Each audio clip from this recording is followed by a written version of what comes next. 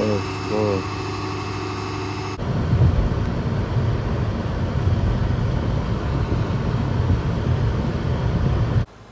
this is what your starter looks like once you take it out the car. Psych, this is a brand new one.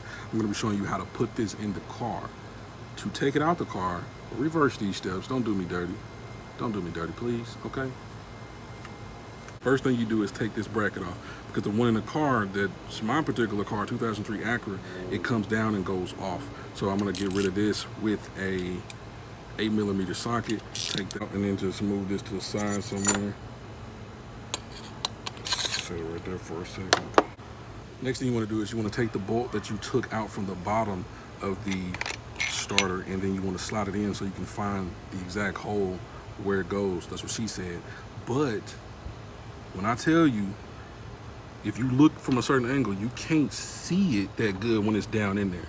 So you're gonna have to feel for it. You're gonna have to, get a feel for it, if you know what I'm saying, because it's just not gonna work out right if you don't. What you're basically gonna have to do is you're gonna have to take a feel for it like this and then guide it into that spot. And then once you feel it's in there, then try to undo it. But you're not gonna be able to see it at all, obviously, because it's at the bottom. Then it looks terrible. And right here is where we're going to be placing it. The top screw goes right there, and the other screw goes obviously right there at the bottom. So once you find where the nut goes, you just use that to guide you into where you're supposed to be. Then you can just give it a couple twists so it just won't fall all the way out, and just keep your hand right there, and then grab the top one. And grab the top one right here, and then just try to get your hand in there and do the same thing. Your girlfriend gonna love you after this, or your wife, or whatever, I don't know. Finger's gonna be on point.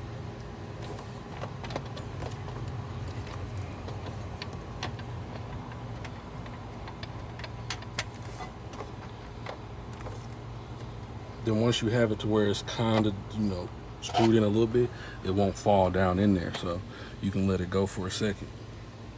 After you get it tightened as much as you can by hand, then you want to take the 17mm socket and then tighten it the rest of the way. Tighten it as much as you can.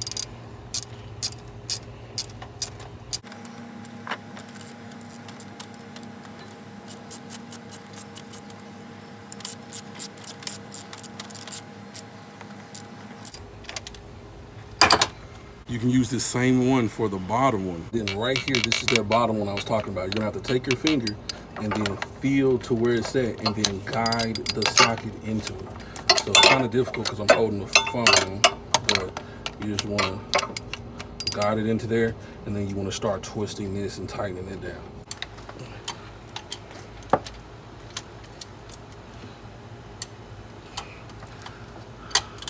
Still using the 17, we're gonna do the bottom one now. Like I said, you got to feel for it. Next, you're going to be taking one of the longer bolts, and you're going to put it through here, right here, and then you're going to place it through this spot right there. Let me get you a closer look. You're going to place it through right there, and then it's going to go through that into this spot right there underneath.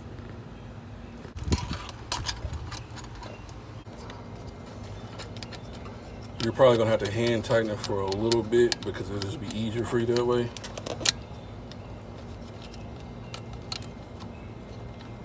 Want to use an 8mm socket to tighten it down the rest of the way. You can take this bolt out if you want to. I don't feel like fooling with it, so I'm gonna just hear this noise. I'm not gonna make y'all hear it though, so that's the bright side of things.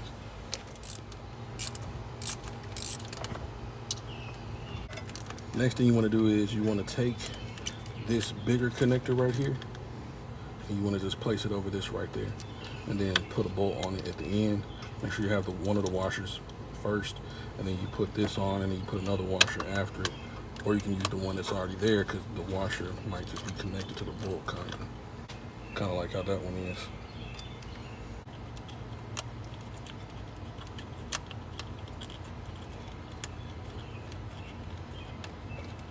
Tighten it as much as you can by hand, and then you're gonna have to use a 13 or 12 millimeter, I'm sorry, socket to tighten it the rest of the way. It was at this moment I was about to know I fucked up.